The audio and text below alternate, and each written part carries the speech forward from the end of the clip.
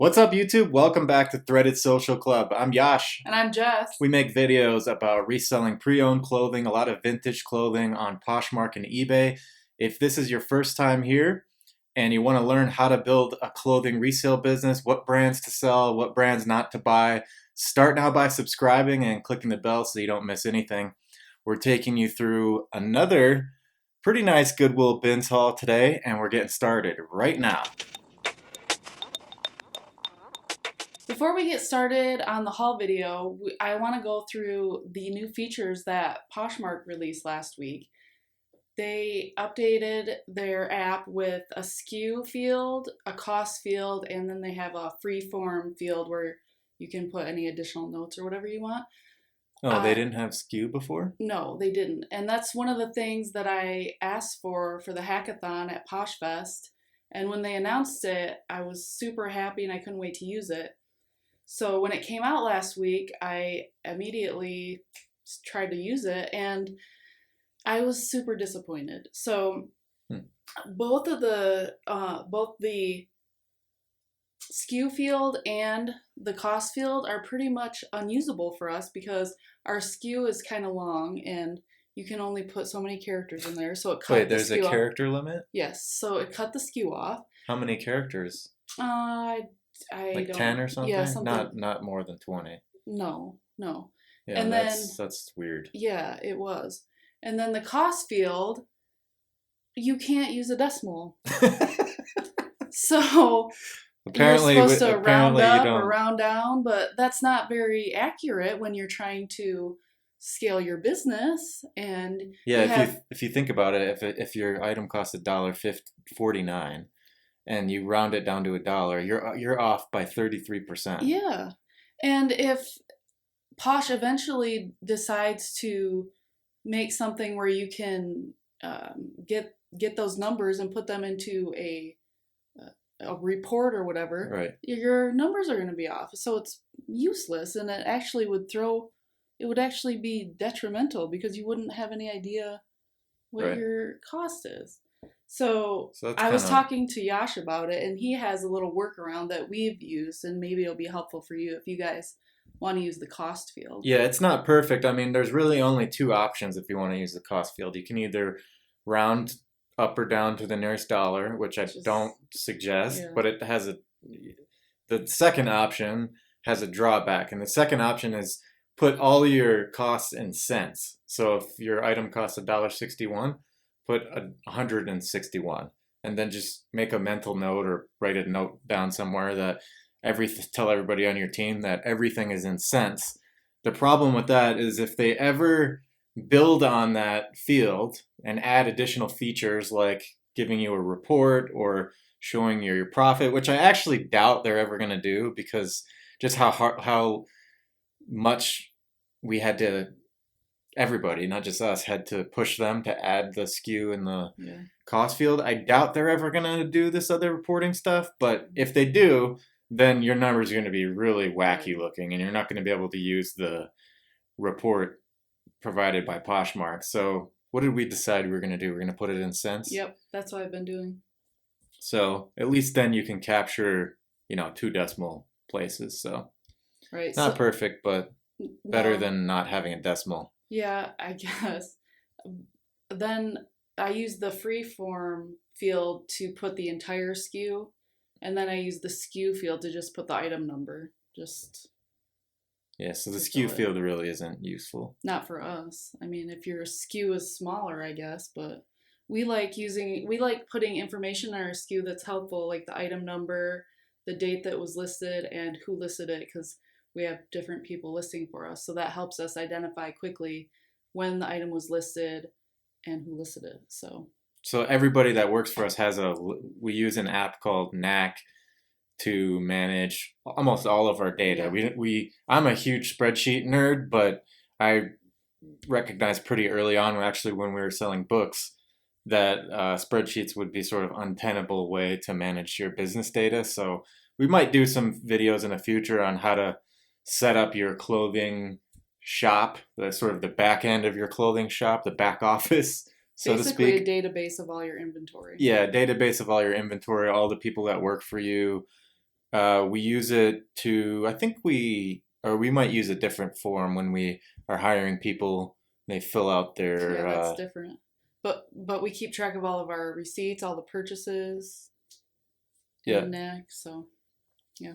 So we might do some videos on that in the future. If you guys are interested in seeing how the back office of our clothing shop works, leave a comment below saying you'd like to see how that works. Yep. Should we get into the haul? Yes, let's do it. I found this little beauty. It's a Betsy Johnson, like a weekender tote, like travel tote. It's not a purse, obviously. It's pretty huge. But I grabbed it, obviously, because it's pretty bright. And it's pretty... It's in pretty good condition. It's a little worn out in the bottom, but that's to be expected. But the most important thing is that the handles don't have like wear on it. You know how the handles get super worn right there? Yeah, it's not. So that's good. I have this at $32, but I'll probably take like $28. It's pretty good. Yeah. Betsy Johnson? Yep. Yeah, it's kind of, the market's kind of oversaturated for reselling, so it doesn't go for that much, but it's pretty cool. That was a good find.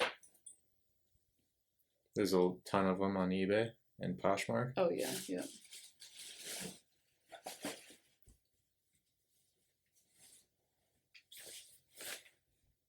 This is a Gore-Tex waterproof, windproof jacket. That's what it says. Windproof, yeah. Oh wow, this is old school Gore-Tex. Windproof. This is vintage Gore-Tex. Breathable. But I grabbed this because it was of the colors and stuff, and then when I saw it was Gore-Tex, I definitely grabbed it because Gore-Tex is pretty good to resell. The only issue that it has is that the hook and loop came off on the bottom too. So, but otherwise the zipper works and everything like that. What is a hook and loop? Velcro. Oh. But you're not allowed to say Velcro. Oh. Because it's copy. I could say it here, but I can't put it in the listing. Really? Yeah, we talked about that before. I have this at $24 just because of the hook and loop issue. So. Sounds like some fisherman's thing. Well, that's what I thought it was at first. I thought it was like a sailing jacket. Oh.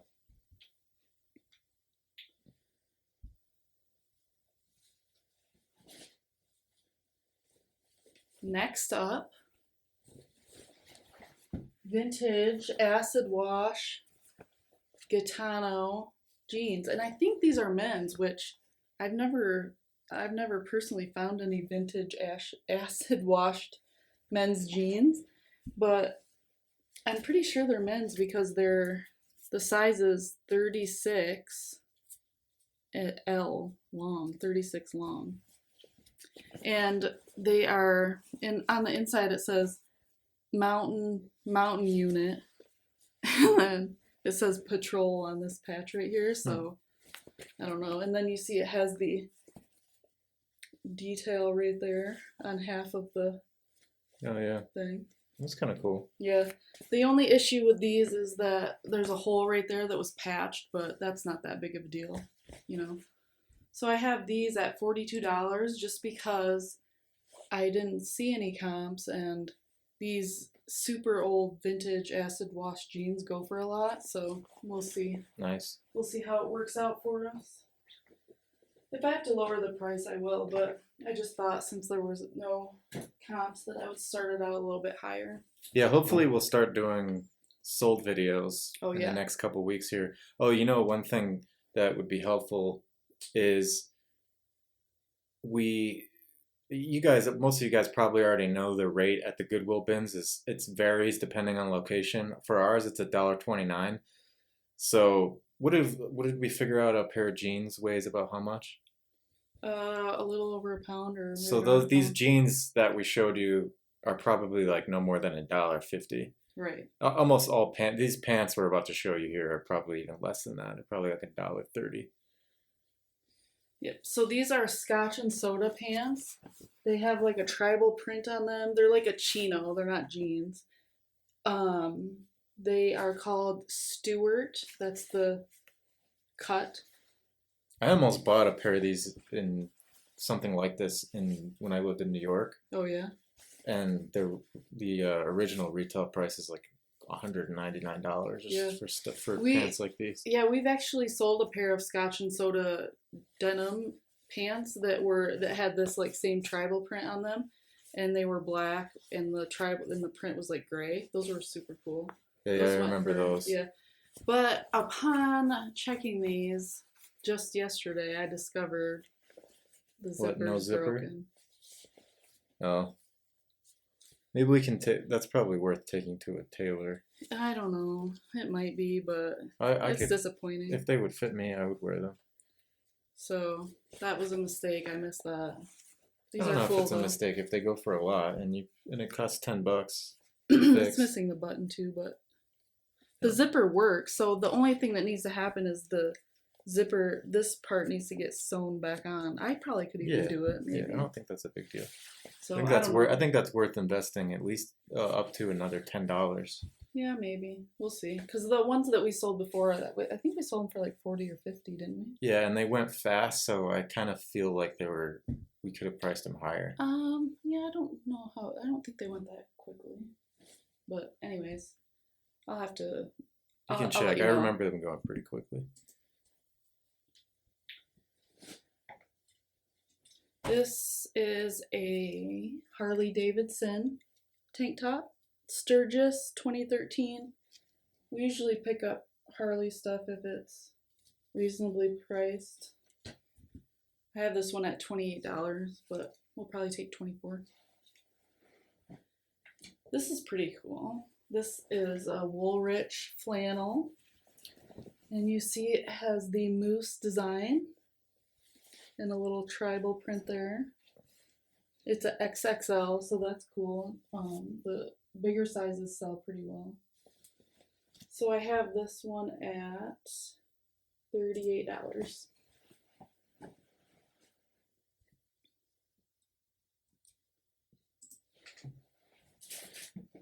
We got some vintage Tupperware that I'm gonna. Oh yeah, this is blowing up on eBay lately. Yeah, but I'm not gonna sell this one by itself. I'm gonna add it to the other stuff that we have and sell it in a lot. Oh, this is pretty cool. So these are, remember the Viewmaster? Mm-hmm. You know, that little thing and it would click? Mm-hmm. These are Grand Canyon ones. This one's still new in the package. It was $1.50, brand new. This one's we didn't open. pay $1.50. That was how much? No, that's the original price tag. Yeah. This was probably like 20 cents or less, 15 cents. I think that's the price tag. What we paid for it? Yeah, we probably paid 15 or 20 cents. Right, yeah, because it's super light, yes. I see what you're saying. Anyways, they actually have the cartridges in there. And I wish we had a Viewmaster. That's on my BOLO list of finding a vintage Viewmaster. That would be cool. But do we still have that Speak and Spell? I didn't know that we had one. I think I got one a while back. I've been looking out for one of those too. If you find one of those, I would pick that up, right? For sure. So yeah, anyways, these are pretty cool. They're old. They're not worth a whole lot. Like, I think we can sell both of them together for $15, but I grabbed them because they're interesting and neat. They're two different ones. Cool. This one has different pictures than this one, so it's a good set. Even though they have the same cover. It's not the same. Oh, it just looks similar. Yeah. It's still a big hole in the earth. Yeah. Very funny. I found Yasha baseball that we're not going to sell. He's going to keep it for himself. One day we'll do a home run derby. Can't wait. Really? I would fail at the home run derby. No, you wouldn't. I would not get a home run. Well, you could still have fun hitting the ball around. Hitting the old ball around? Mm-hmm. This one's pretty old, actually. Yeah, it looked old. I found this Back to the Future trilogy. Back to the Future is my favorite. It was the first movie I saw in the theater. Really? Yeah. That's cool. Yeah. And it's got all 3 VHS movies, and it has The Secret of the Back to the Future trilogy VHS. I don't think I've ever seen that. I don't think I have either. We don't have a VHS player, but we're keeping these because it's not super valuable, but it's valuable to my heart. Yes. I love Back to the Future. Yeah, me too. It's probably my favorite trilogy. I found some random camera lenses. They were new in the package, so I grabbed them. These are red ones. They actually changed the color of the photograph? Well, yeah, it's a lens and it's red. Oh. Um, We don't know much about cameras, admittedly. No. I have both of these. I think I was going to list them separately. But I would imagine that there's, 15 each. especially when we go to estate sales, there's tons of camera stuff that is probably valuable that we don't know about. Yeah. I have these. You did sell a vintage Polaroid camera recently, right? Yeah, we just That did. was pretty. I got that a long time ago and just never put it up for sale. Yeah, and it's been up for a while, probably like 6 months or so. Yeah, sold for like $30. Yeah, that's pretty cool though. And then I found this pinhole body cap. What does that mean? You actually put it on the camera and it's a pinhole, like it's an actual lens, pinhole lens. And this particular company is Finney, and I have this at $15. Yeah. Right at the minimum. Yeah. $15 is our minimum selling price, so we don't buy the item unless we can at the bins. This is specific to the bins, right? Unless we think we can sell it for $15 or more. That goes back to we put together a full profit and loss statement, a unit profit and loss statement, and figured out $15 would be silly. Yeah. To sell something for less than $15, the profit per hour would be too low, and the ROI would be too low. Right. Everybody, if I strongly suggest everybody does something like that, figure out what your personal business, your specific business's minimum selling price would be, and you might have a different threshold for ROI. You might be willing to take 20% ROI. You might be willing to take $20 an hour. I think for us, I set it based on, I have to go back and look, but I want to say it was based on $50 an hour. Yeah. Yeah, you want to be informed when you go out sourcing, so you know, is this worth my time or not? Mm-hmm. So yeah, that's a good point.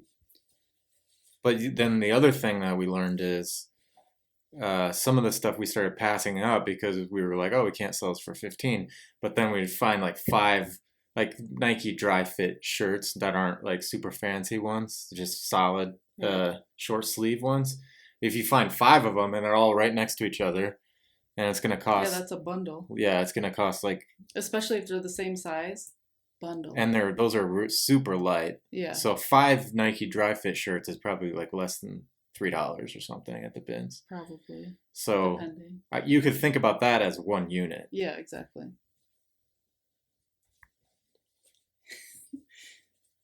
This is a Vera Bradley heart-shaped jewelry box.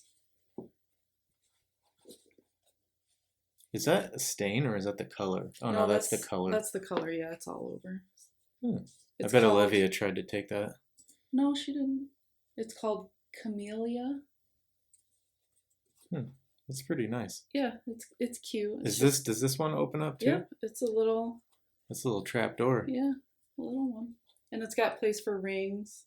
So I have this right at 18. That's a good deal for 18. It's in super nice condition too. Good condition. This is kind of cool. It's not worth a whole lot, but it's from 1984, and it's a Cabbage Patch Kids sun catcher kit. So you put all these little pieces in the right spots, according to the color, and then you bake it, and it melts into a sun catcher. What's a sun catcher? The thing you put it in the window. Oh. And then the sun filters through and it changes the color of the light. Oh, that's pretty cool. Yeah. You bake it? Yeah. I would not want to put that in the oven. Make it and bake it. Yeah, that's what you do with like those, what are they called? I don't remember. You put them in the oven and shrinky dinks. Oh. You put it in the, you color it. It seems dangerous to put plastic in the oven. I made them before. Remember I made little ones for all of our different businesses to put on. Oh yeah, that's what those. To put on our filing cabinet. I like made those. One for Selzy. I made one for all of them. That's cool. So this isn't super valuable. I think I'm gonna start it at 18 and I'll take 15 for it if it sells. I don't know. Maybe we won't sell it. I don't know. Sun catchers. This is probably the highlight of my little trip. It's a book. I normally don't even look at the books, but this one looked interesting. Anymore. We would have. Yeah. But you would have looked at this book too, right? Yeah, I think so. It's the ABC, excuse me, ABC and XYZ of bee culture. And I scanned it, and the very good book, a very good condition book, is going for like 120. So and the sales rank is pretty decent. Yeah, it's like 600, 620. 600,000? Yeah. Okay. So I conservatively put this at getting $100 because there's no writing on the pages or anything. So. Yeah, that must be like the Bible of beekeeping. Yeah, it's the 36th edition. Wow. Yeah, so that's cool. That's a really good one. Yeah, and then I also grabbed another book, Web Accessibility. This one's around 30. Nice. Yeah. So, I mean, just with those two items, that's $130. That's pretty awesome. Yeah. And that was the last item. Great. So numbers wise, we did pretty awesome on this one. Not quite a record, but pretty close. So total sales that we expect, the numbers that we've been quoting throughout the video, is $380. Selling fees of $49 gives us a expected payoff of $331. All costs excluding our time, so that includes the entire bill at the Goodwill Bins, the money that we pay to our lister. And this time, I think, was this the first bins that you started washing it in the house? Yeah. Yep. So we used to wash it. Jess used to take it to the laundromat because we were both a little, it was more me, but we were both kind of paranoid about what was going to be, we didn't want any fun surprises in there. Right. So we kind of quarantined it, left it in the garage, and she would take him to the laundromat. But now that you've gone through a bunch of them, we feel a little bit more comfortable about it now.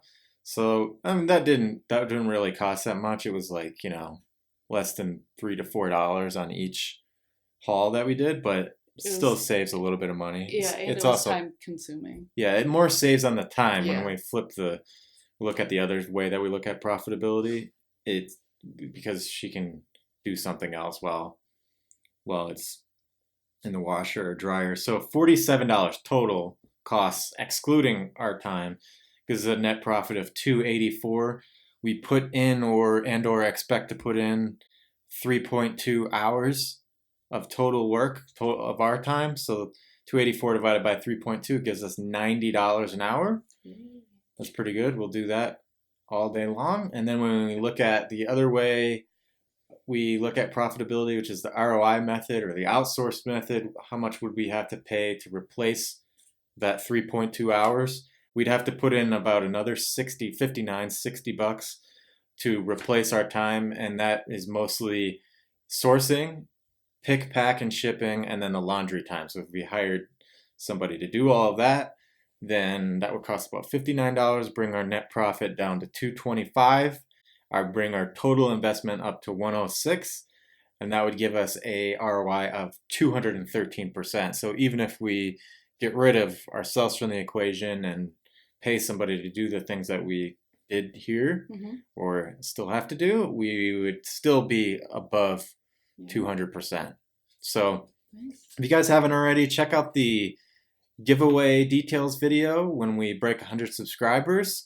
We are going to pick 3 winners randomly by picking random comments from videos of our choice.